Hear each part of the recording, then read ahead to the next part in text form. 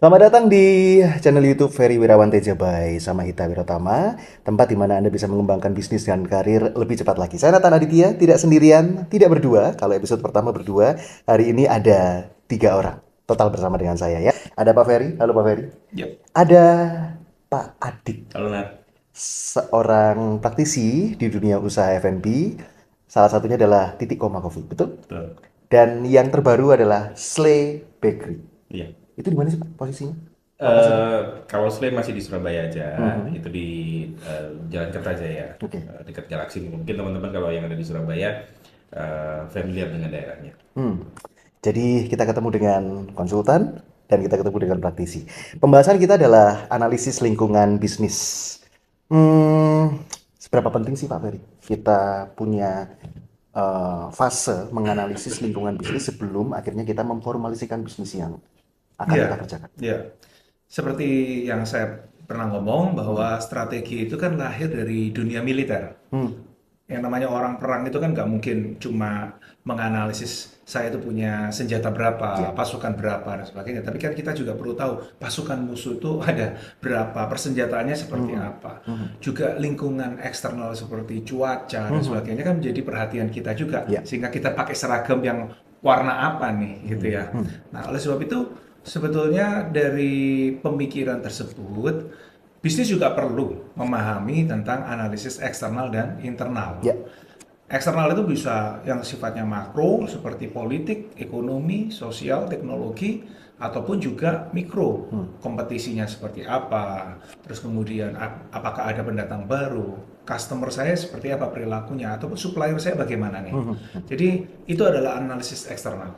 Internal ya tentu kita harus mengerti kalau kita dibandingkan dengan kompetitor, kira-kira proses kita itu lebih baik atau lebih unik gitu Hmm. ya. Kalau lebih unik, maka value yang diberikan akan lebih unik juga.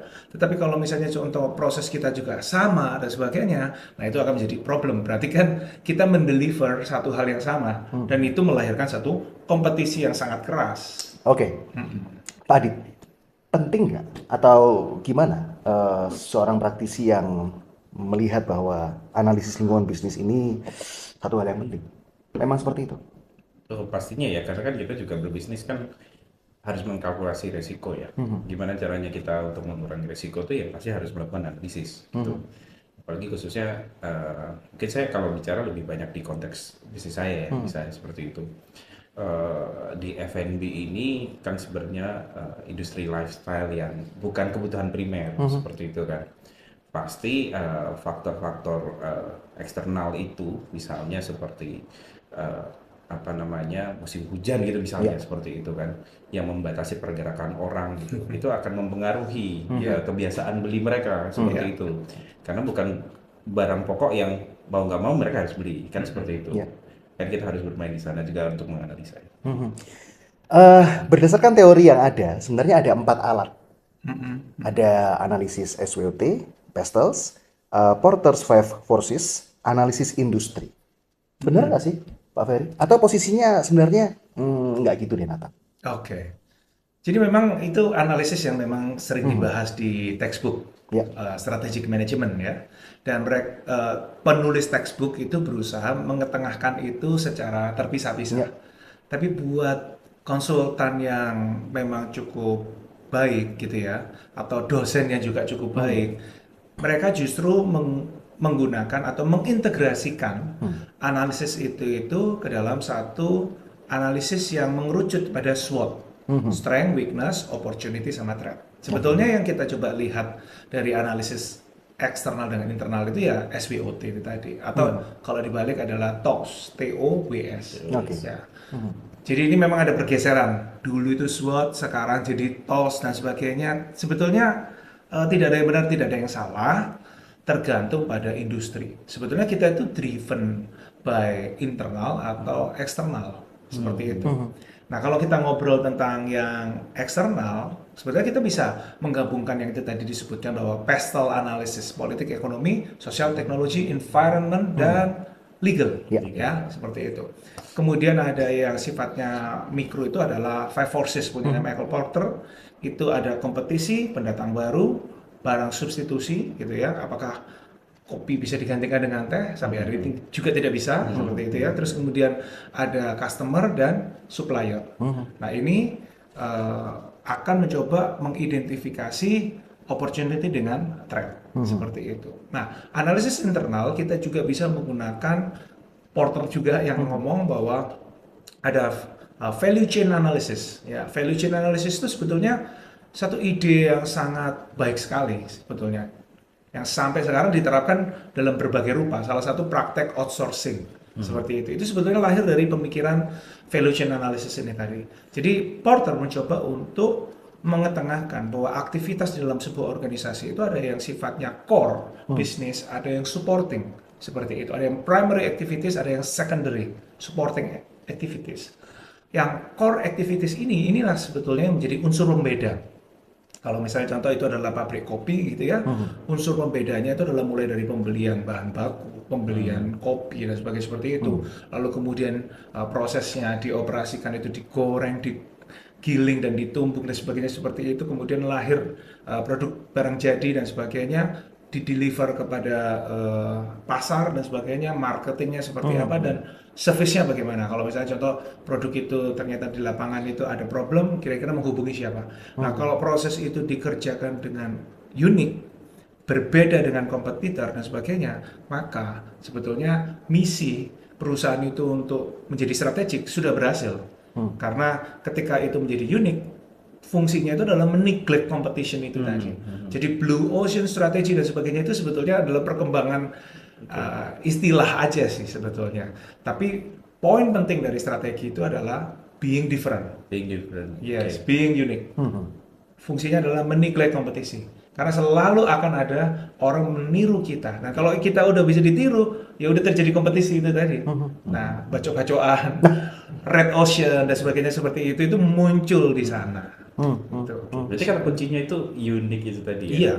Karena misalnya saya sempat berpikir juga kayak yang bisnis misalnya di kopi ya, yang bisnis kopi banyak, yang main di segmen tersebut tuh banyak juga gitu ya maksudnya. Ini kan secara komoditi sama, target market sama, segmen sama, kita main di geografik yang wilayah bisnis juga yang sama seperti itu kan. Terus saya berpikir kayak setiap strategi yang saya pikirkan mungkin orang lain juga udah pikirkan seperti itu. Jadi kata kuncinya tadi di unik itu. Iya. Ya. Jadi saya boleh nanya juga kan ini kan? Boleh. Ini terbuka buat teman-teman yang hadir bersama dengan saya hari ini ya. Mas, itu tadi aku mau tanya ya. Saya kan tadi bilang ada toast ya. Iya. Aku sempat dulu itu dengar ada dalam satu workshop gitu pembicara bilang kayak, oh lebih baik cara berpikirnya itu TOWS atau TOWS. Karena kalau SWOT atau SWOT itu kita akan berangkat akan membatasi gitu ya strategi kita yang berdasarkan kita sendiri dulu gitu. Jadi loss opportunity-nya atau apa karena kita mikir weakness nggak bisa ngambil opportunity itu apa segala macam kayak gitu. Itu pandangan itu gimana Mas? Ya, definitely saya agree dalam konteks memang yang terjadi di lapangan itu eksternal itu sangat berperan sekali seperti itu dan itu adalah faktor yang tidak bisa kita kendalikan. Itulah sebabnya kenapa kok kita berangkatnya mulai dari eksternal, TOWS itu tadi. Ide dari istilah TOWS itu adalah eksternal dalam industri itu berperan cukup luar biasa. Ya, bisa contoh hujan aja udah ngefek, mempengaruhi mobilitas orang, konsumen dan sebagainya. Akhirnya tiba-tiba kita sepi seperti itu. Ya, apalagi nih? Kalau kita bicara tentang selain hujan atau perilaku kompetisi dan sebagainya seperti itu yang sangat tough ya itu juga mempengaruhi sikap kita, respon kita apa ya kalau kita udah ketemu sama kompetisi yang sangat tough seperti itu tindakan kita apa dan itu responsif harus cepat nggak bisa berlambat-lambat dan sebagainya. Kenapa kok akhirnya TO dulu yang lebih diutamakan dibandingkan BS. Oke, saya menarik deh mau tanya sama Pak Adi. Di industri kopi yang memang tadi sudah Pak Adi ceritakan begitu ramai gitu ya pelaku-pelaku usahanya. Apa uniqueness dari Titik Kompak? Oke, wah ini pertanyaan ini cukup tough ya sebenarnya ya. Kayak jujur aja gitu, karena kita memang masuk di yang apa namanya red ocean seperti itu. Iya. Nah, di kami sendiri itu prosesnya untuk mencari itu jujur Iya aja kan? cukup lama. Jadi yang nggak tahu mungkin teman-teman audiens juga ada yang relate ya. Kadang kan kita bikin bisnis tuh bikin aja dulu gitu kan. Out of kita memang suka, kita seneng gitu kan. Baru belakangan ini yang tadi diceritain sama Pak Ferry, terus baru bikinin analisa ini Iya. dan segala macam gitu kan. Tapi yang dikira adalah begini kalau di Detik Koma sendiri. Kami ini berangkat dari orang-orang yang memang suka dan sudah ada di coffee specialty dulu sebenarnya. Ya, mungkin kalau teman-teman yang suka kopi tahu coffee specialty itu kita yang suka curate beans, kita Iya. suka explore methodenya untuk brewing dan lain sebagainya gitu kan. Nah, cuma secara bisnis kita ngelihat bahwa kopi susu ini adalah satu satu apa ya wave yang ada di Indonesia. Jadi kalau misalnya Italian itu punya cappuccino, kita punya Iya. kopi susu Oh, aren, oke. gitu, kopi susu Oke. seperti itu. Nah ini kan gede nih. Nah, tapi juga banyak yang melakukan kopi susu, membuat kopi susu itu ya dalam tanda kutip asal kopi susu gitu, ya kan. Nah, karena kita ini memang sukanya ya dan merasa punya strength di specialty itu seperti itu, tapi kita juga mau masuk ke sini, akhirnya kita apa namanya kita menetapkan bahwa diferensiasinya adalah kita ini kopi susu specialty. Oke. Jadi kita bikin kopi susu, tapi apa namanya dari seluruh prosesnya kita itu ya kaidahnya specialty ya istilahnya seperti itu. Jadi seperti misalnya untuk minuman dingin dan panas aja beans kita beda. Itu seperti itu. Dan semakin hari kita juga semakin tambah varian. Ya. Itu seperti itu untuk memberikan satu experience mereka untuk ini nggak cuma kopi susu aja tapi beans itu bisa milih ada cita rasanya sendiri-sendiri dan kita sangat fokus sama proses crafting the coffee itu sendiri. Kayak gitu sih. Jadi long story short ya apa namanya tadi apa diferensiasi keunikan itu ya kita kopi susu specialty. Nah, ini yang cukup menarik. Jadi walaupun orang boleh berpikir bahwa TO-nya dulu gitu ya, tapi banyak orang berbisnis itu startnya justru dari strength yang dimiliki. Yang tadi kan. Ya, termasuk saya juga gitu ya. Dan menurut saya itu masih sehat ya. Karena seperti yang saya pernah ngomong gitu ya, lu punya duit, tapi lu nggak punya kompetensi, yang juga nggak akan bertahan. You can start the business, tapi ya sudah, habis itu nggak everlasting, because you don't have the kompetensi. Nah, Adit, saya punya kompetensinya, kita jalanin seperti itu. Tikom minimal udah 5 tahun lewat lah ya. Nah, kan ya seperti itu. Dan kita masih berjuang ya untuk sampai ke 30 tahun, 25 tahun sampai 50 tahun dan sebagainya. Dan banyak bisnis yang tidak lewat dari 10 tahun kan seperti itu. Tapi buat saya it's fine bahwa pemilih bisnisnya itu kan juga learning seperti itu ya. Mungkin satu brand A ini memang sudah selesai dan sebagainya seperti itu. Banyak kan yang kita lihat di mall gitu ya, yang dulunya rame banget, hype banget, tapi ternyata udah lewat seperti itu. Menurut saya ya fine.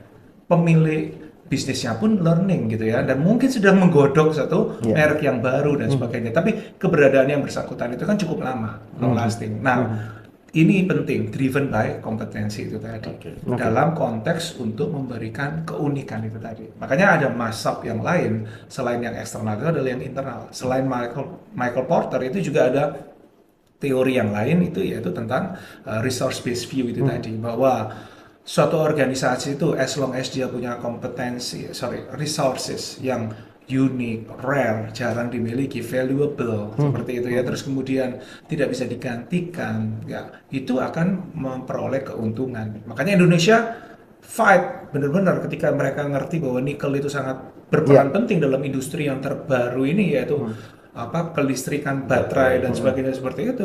Maka Indonesia fight untuk tidak mengirimkan itu bahan mentah, karena mereka mengerti bahwa ini harus diolah supaya Indonesia bisa menjadi negara yang unggul seperti itu. Nah, tugas kita adalah mengidentifikasi kekuatan kita itu apa, seperti yang dilakukan oleh Pak Adi. Baik, dari penjelasan Pak Ferry tadi bahwa kita tahu satu negara itu harus punya minimal satu kekuatan begitu ya Pak ya. Korea dengan make up-nya, dengan dramanya, Amerika dengan militernya mungkin, Indonesia dengan nikel. Sumber daya alam. Walaupun itu juga pasti akan habis pada waktu tertentu Pak ya. Seperti Ya. keunikan sebuah negara itu kan seharusnya bisa long last seperti ini.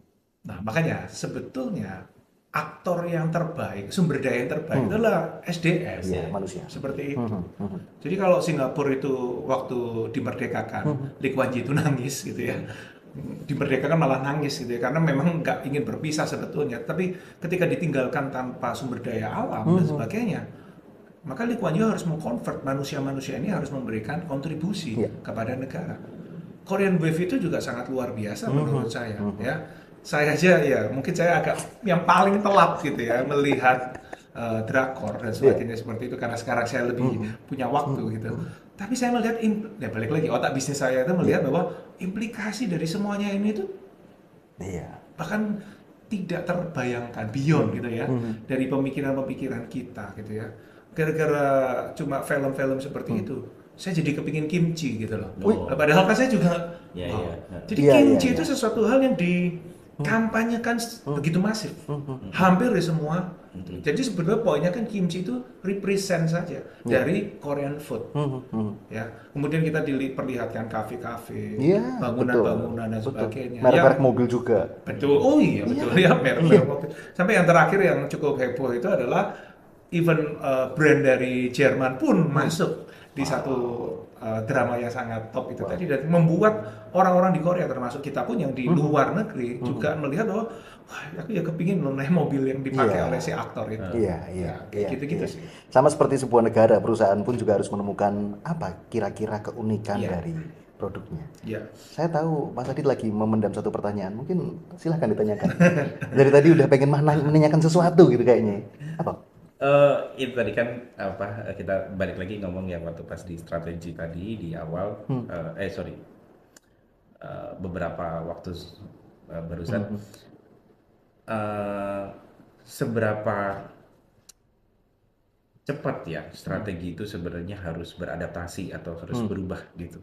Karena contohnya begini, kalau misalnya di kasus saya ya Iya. sama teman-teman itu dulu di awal kita mau bikin titik koma itu formatnya coffee yang grab and go atau coffee to go ya, Oke. yang Iya. banyak di online, properti kita nggak bisa terlalu besar, Iya.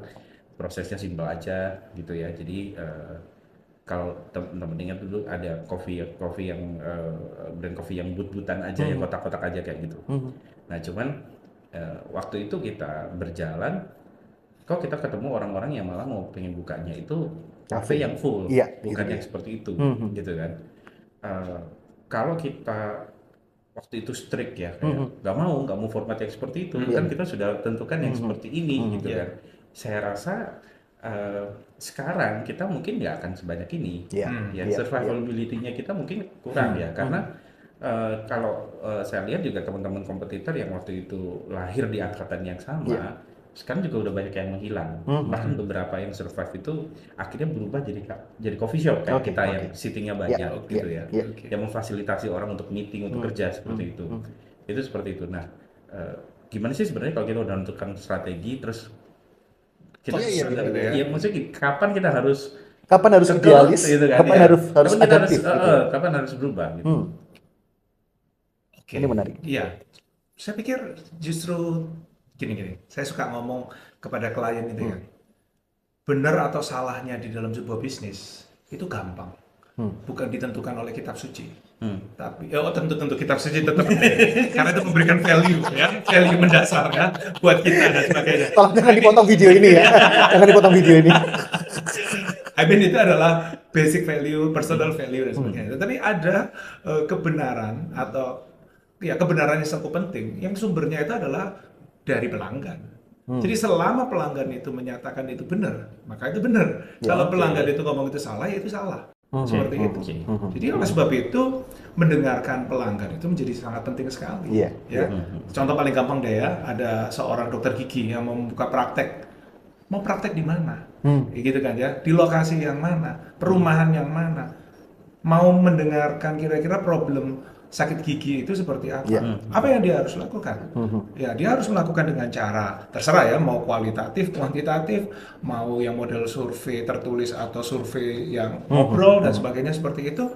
Intinya adalah menangkap aspirasi pelanggan seperti itu. Jadi Cukup menarik memang ya, di awal kita punya konsep seperti ini, tetapi kita ketemu dengan klien, bakal klien, ya pelanggan, bakal pelanggan dan sebagainya, lalu kemudian kita harus fine tune apa itu namanya konsep kita, Ya. strategi bisnis kita dan sebagainya, karena ya yang terbaik untuk pelanggan itu seperti apa. Keberadaan kita itu untuk mereka. Ketika mereka menyatakan suara kebenaran mereka, ya itulah yang kita dengar. Oke, menarik deh. Saya pengen tanya sama Pak Adit. Dengan fenomena sekarang masih tahu kan ya? Pasti tahu lah ya. Yang ada namanya Starlink. Oke, ya. Ngikut juga nggak kira-kira? Maksudnya ngikutin apa Iya. nih? Kita mau Untuk- bikin gitu gitu. iya. Kalau kita enggak. Alasannya? Karena kalau misalnya dari kami analisanya ya, nah ini kan mau Iya, iya, beranalisa. betul. Kalau kami dari analisanya, ini bisnis yang cepat sekali saturated karena duplikasinya sangat cepat gitu. Iya, betul. Ya kan, dan kita perhatikan beberapa di F&B khususnya sangat cepat oversupply, jadi market itu tuh capek gitu, Iya. dan akhirnya langsung turun, hilang semua Iya, gitu kan. iya. Mungkin kalau teman-teman lihat atau Nathan sama Mas Ferry perhatikan juga itu kan kita lagi tren apa nih gitu ya, termasuk di kopi gitu Iya. kan, mau tahun 2017 atau 2018 itu kan apa namanya semuanya kayak bikin gitu, Iya. gitu. Tapi sekarang yang masih ada berapa? Gitu. Ya sama juga dengan Starlink tuh kalau kami melihatnya demikian. Pasti ada nanti yang beberapa yang bertahan Iya, gitu. iya. It's not a bad business juga kayak gitu. Tapi kita nggak mau masuk ke sana karena itu satu. Terus yang kedua karena kita juga keep our positioning ya. Iya. Positioning kita ada di mana gitu. Sekarang kita di kopi susu yang memang dari segi harga Iya, sudah lebih betul. mahal gitu ya, sudah lebih premium karena crafted tadi. Kita nggak bisa turunin itu, nanti persepsi market kita juga akan Iya. bingung kalau kami lihatnya gitu. Menarik ya. Iya, ya. Jadi ini sebenarnya balik lagi ke analisis itu tadi.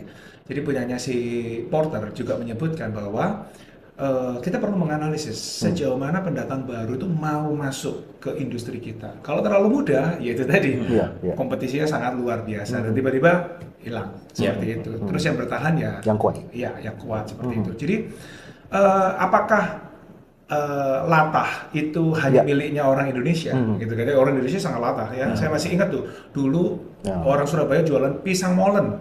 Nggak Wah, hampir semuanya. semua Iya, jualan iya. pisang molen karena apa? Terlalu mudah untuk dilakukan Bikin. gitu.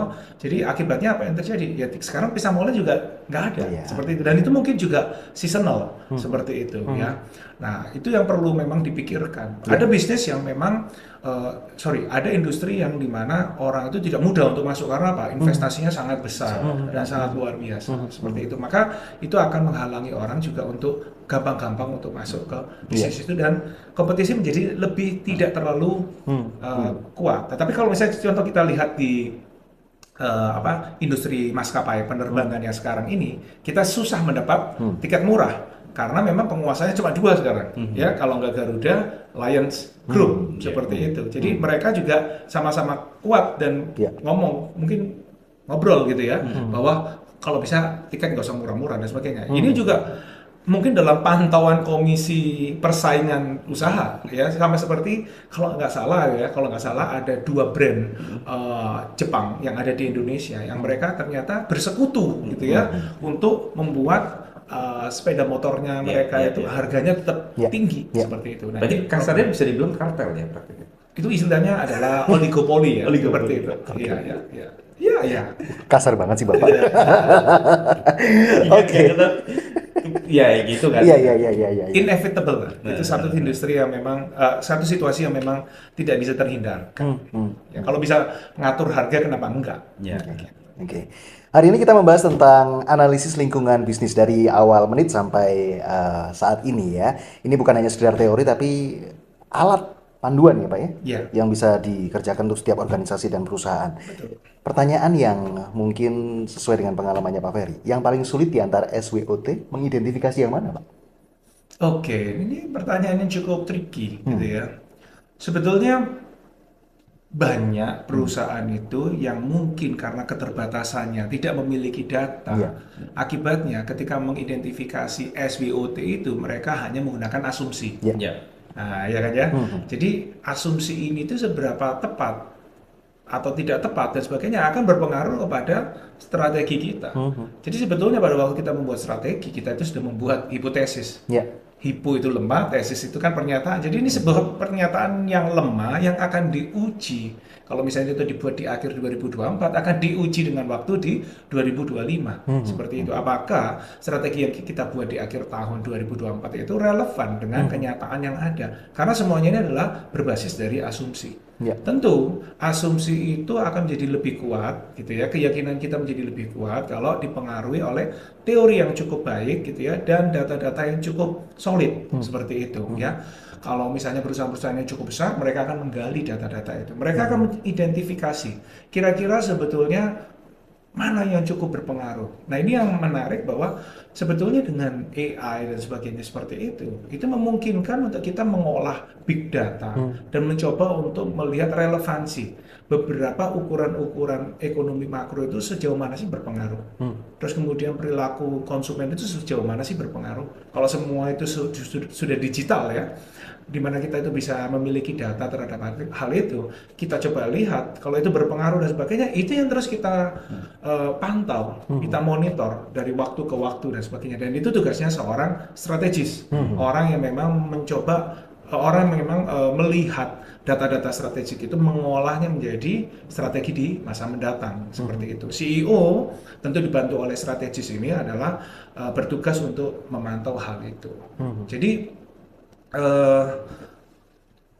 kesulitan kita untuk melihat bahwa ini adalah strength, weakness, opportunity atau threat itu ya balik lagi. Ini berbasis data atau berupa asumsi. Pun kalau asumsi sebaiknya juga dilakukan oleh seorang yang sangat berpengalaman di bidang itu.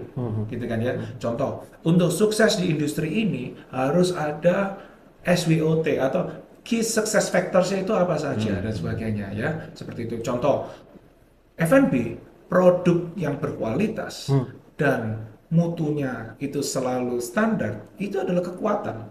Ya. Kalau misalnya contoh mutu berubah-berubah dan sebagainya, itu problem. Ya, kita mencoba untuk menikmati kopi atau cappuccino dan sebagainya, terus kemudian standarnya naik turun, itu akan membuat pelanggan kecewa dan sebagainya seperti itu. Nah, itu key success factors. Berarti itu ada di strength-nya atau weakness-nya kita, seperti internalnya kita. Kalau kita bisa mendeliver itu dengan konsisten dan sebagainya, aman, ya kan? Kalau misalnya kita mendeliver itu dengan lebih baik daripada kompetitor, kita unggul seperti itu. Tapi kalau kita nggak bagus, ya udah hancur gitu aja deh. Iya, kelanjutannya kita harus punya alat untuk mengukur konsistensi itu kan, misalnya contohnya. Iya. Ya kan? Iya. Karena kan kita punya indikatornya, harus bikin indikatornya, terus ngelihat apakah itu delivered benar. Iya. Seperti itu ya. Iya. Makanya saya hari-hari juga mikir, oh ya, QC ini penting sekali, gitu ya. Maka orang juga tidak mau QC, tapi saya mau QA. Make sure, quality assurance gitu. Benar-benar from the beginning itu dari konsep sampai eksekusi dan evaluasi itu udah integrasi banget seperti itu. Wow, menarik ya. Terus aku mau tanya, silakan. Nggak apa-apa. Nanya. Iya. Kalau kita ngomong strategi atau tadi analisis SWOT gitu, sebenarnya lingkupnya kan nggak harus dalam perusahaan kan. Artinya misalnya lebih kecil-kecil, misalnya seperti ini, saya mau buka di satu kota baru gitu, untuk satu toko itu sendiri. Itu saya juga perlu melakukan itu nggak sih gitu, dan sejauh apa? Atau mungkin bukan dalam ekspansi, tapi misalnya di bagian HR, kita untuk dapat talent-talent yang bagus gitu, kita butuh strategi sendiri, itu juga ada SWOT-nya sendiri atau gimana? Oke. Ya, mungkin kalau saya ngomong dalam konteks bisnis, marketing, atau sales, SWOT itu sangat membantu. Tidak hanya dari sudut pandang korporasi, tetapi juga sudut di divisi atau departemen itu sendiri, menurut saya itu matters, seperti itu. Tetapi kalau fungsi-fungsi seperti HR, seperti finance, accounting, dan sebagainya, ketika mereka membuat strategi, prakteknya ya, selama saya menjadi konsultan dan sebagainya, saya melihat itu kadang jadi tools yang overpower, gitu. Ya, kalau misalnya contoh finance accounting mau strategi yang seperti apa, ya kan? Menurut saya tinggal ikuti alignment dari korporasinya, company-nya dan sebagainya, tinggal follow aja, seperti itu. Terutama HR. Kalau background saya sebagai orang HR ya tentu sebetulnya strategi atau objektifnya HR itu apa sih? Ya tentu ensure bahwa pemenuhan SDM yang berkualitas itu dipenuhi, meningkatkan kompetensi SDM gitu ya, dan mungkin apalagi ya seputar itu, mempertahankan talenta terbaik dan sebagainya seperti itu. Jadi kurang lebihnya seperti itu, tinggal inisiatifnya itu bagaimana. Ini variasinya, ini yang perlu diidentifikasi dengan memperhatikan apa sumber daya yang kita miliki, ya. Keuangan perusahaan kecil sama keuangannya perusahaan besar kan berbeda. Namun kompleksitas kebutuhannya perusahaan kecil dan besar kan juga berbeda. Jadi oleh sebab itu fine tuning adjustment-nya itu di sini. Oke, menarik ya. Saya tertarik untuk tanya sama Pak Adit. Hari-hari ini fenomenanya adalah transisi kekuasaan politik. Oke. Apakah strategi FNB juga akan menyesuaikan dengan fenomena yang terjadi? Karena memang tadi ada analisis Pestel ya, yang P-nya adalah political. Ya efeknya ya nggak secara langsung ya, misalnya efeknya ada yang bilang kan kalau misalnya wah biasanya tahun politik itu Wait and see. orang wait and see, Ya. dia akan nge-hold apa namanya belanjanya seperti itu kan, lebih manage kemana duitnya Ya. harus pergi gitu. Itu pasti akan berpengaruh juga sama konsumsinya dia, itu seperti itu. Misalnya kalau kita ini model bisnisnya kemitraan gitu misalnya, mungkin di tahun-tahun ini orang akan cenderung untuk nge-hold nih untuk buka gitu ya, untuk investasi ke satu apa namanya bisnis gitu misalnya ya, itu khususnya misalnya kopi atau apa namanya pelaku-pelaku usaha lain nih, kan kita juga banyak profesional yang jadi customer kita gitu kan, mungkin di situ juga ada penyesuaian mungkin ya, jadi mulai kita dari skema apa namanya bonus gaji atau apa ya, mungkin ya itu membuat mereka jadi apa namanya harus mengatur gitu kan pengeluaran, ya itu pasti ada efeknya gitu. Kalau politik itu paling gampang ini loh, paling banyak kalau di FNB. Kalau lagi pemilu, kalau nunjukin link ini tuh ada diskon. Itu kan salah satu Strategi. trik ya, kayak trik promonya Iya, trik promonya. gitu ya, memperhatikan lagi ada season politik apa gitu. Nah, kalau saya menanggapinya, sebenarnya isu kita itu bukan hanya politik lokal atau situasi lokal Indonesia. Grace Tahir aja kemarin ngobrol bahwa kenapa kok konsernya Niki itu kok batal karena kuotanya itu nggak terpenuhi. Ya ini juga dialami oleh Justin Timberlake dan sebagainya seperti itu. Ya sementara ada memang seperti Taylor Swift dan sebagainya seperti itu, pada waktu saya di Liverpool itu dianggap itu sebagai kotanya Taylor Swift seperti itu. Ya ada yang cukup kuat, ada yang tidak terlalu kuat. Ya memang problemnya secara global itu adalah daya beli masyarakat, itu memang lagi problem gitu ya. Nah, problem ini kan sebetulnya kan cukup terlihat itu ada 3 ya. Pertama kan pandemi. Ya, pandemi habis itu disusul dengan perang dagangnya Cina dan Amerika. Terus ditambah lagi dengan perangnya Ukraina dan Rusia seperti itu ya. Belum lagi ditambah lagi dengan perangnya Israel dan sebagainya seperti itu. Apakah itu berpengaruh? Berpengaruh, ya kan? Terutama perang dagang dan sebagainya itu berpengaruh. Sekarang juga dikisahkan bahwa saya nggak ngerti, saya belum pegang data dan sebagainya seperti itu. Tetapi yang cukup ramai di TikTok mulai diisukan bahwa pengangguran di Cina itu sudah luar biasa dan sebagainya, ya kan ya. Dan kita juga melihat banyak juga orang-orang Cina yang masih muda dan sebagainya bekerja di Indonesia. Ya seperti itu. Kalau kita lihat di Jakarta Utara itu duduk banyak banget. Ya kalau misalnya makan siang dan sebagainya di mall itu semua dengar bahasa Mandarin dan sebagainya. Itu kalau kita ngomong Jakarta, ya Surabaya mungkin nggak terlalu terekspos dan sebagainya.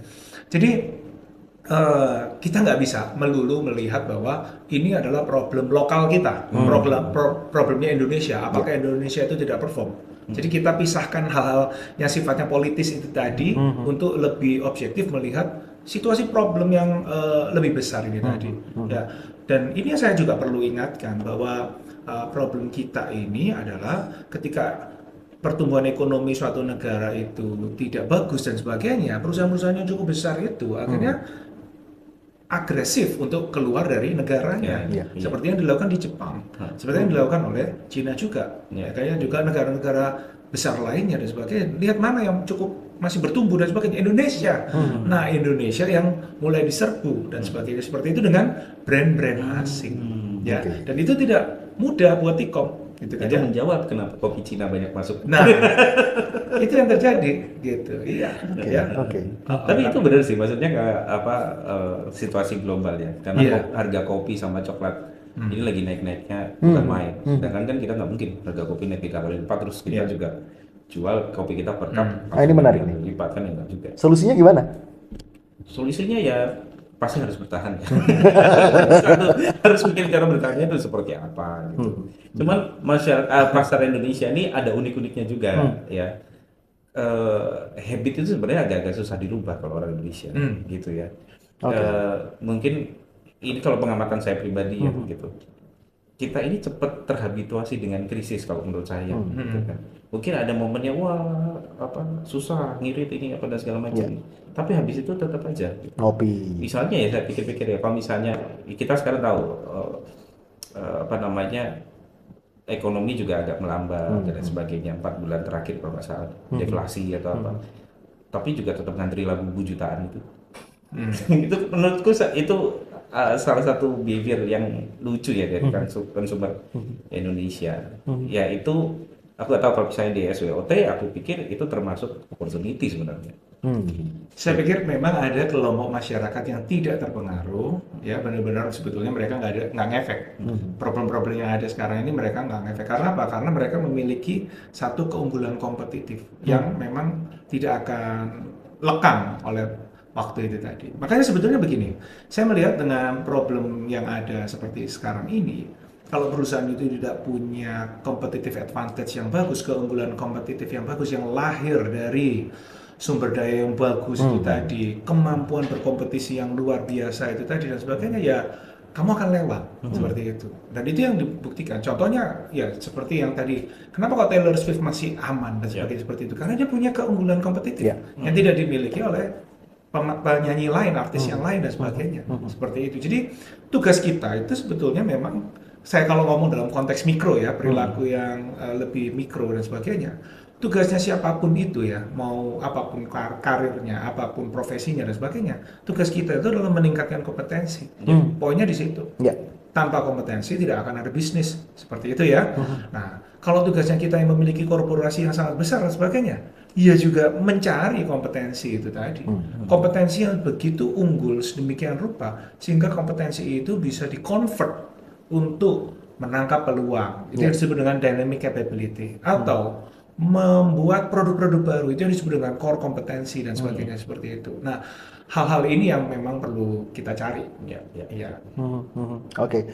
Kita sudah cukup panjang bicara tentang analisis lingkungan bisnis. Mungkin Pak Ferry bisa menutup dengan satu kesimpulan atau konklusi gitu ya. Apa pentingnya kita melakukan analisis lingkungan bisnis? Iya. Jadi memang SWOT ini cukup dikritik atau beberapa tools tadi itu juga cukup dikritik karena ada banyak sisi kelemahan. Itu terlalu melibatkan sudut pandang yang formal gitu ya, yang memang itu diajarkan di dalam sekolah S2 ya, manajemen seperti itu. Cuman yang saya mau sampaikan begini, tentu saja kita bisa membuat strategi itu, bangun tidur tiba-tiba kita dapat mimpi yang bagus dan sebagainya, kita membuat itu fine. Atau satu getaran-getaran dalam jiwa alam semesta yang membuat kita itu harus melakukan hal itu, fine juga. Tetapi itu semua kan juga harus proven juga. Dan itu dibuktikan dengan sebuah analisis atau data-data dan sebagainya seperti itu. Nah, yang tadi kita bicarakan itu adalah tools yang cukup penting untuk membuat kita itu bisa memformulasi strategi gitu ya, dengan solid, dengan baik, dan itu pun masih adalah hipotesis yang kita akan buktikan nanti 2025 apakah hipotesis kita itu terbukti atau tidak. Kalau tidak, sesegera mungkin kita mengganti strategi kita. Start juga dengan balik lagi pada asumsi-asumsi yang lebih baik. Ya, kalau yang dulu keliru, benerin asumsinya, buat lagi strategi yang baru. Oke, Pak Adit, saya tertarik untuk menutup dengan mungkin bisa kasih tips karena Titik Koma sudah sustain, sudah buat saya sangat sukses 5 tahun. Sudah berapa usia ini? 5 tahun. 5 tahun. Bisa kasih sebagai penutup mungkin apa kiat sukses di dunia F&B terutama untuk pembangunan atau memformulasikan strategi yang oke. Apa tipsnya? Bisnis itu gak cukup dengan feeling, firasat, atau aku sukanya ini, aku pengennya ini, gitu kan. I feel good about this dan segala macam. Tetap mulai dari sana, tapi PR-nya dilakukan, tetap analisa, Ya. tetap rumuskan, evaluasi, belajar dari kegagalan dan lain sebagainya. Eh, Seperti itu, dan pastinya kita nggak bisa lakukan sendiri. Make sure semua tim yang ada di company kita itu juga on board with our vision, with our strategy. Itu aja. Oke. Terima kasih Pak Ferry, terima kasih Siap. Pak Adit. Thank you, Obrolan yang Evan. hangat Thank you, dan Mas Ferry. menyenangkan. Kita ketemu di episode lainnya. Terima kasih.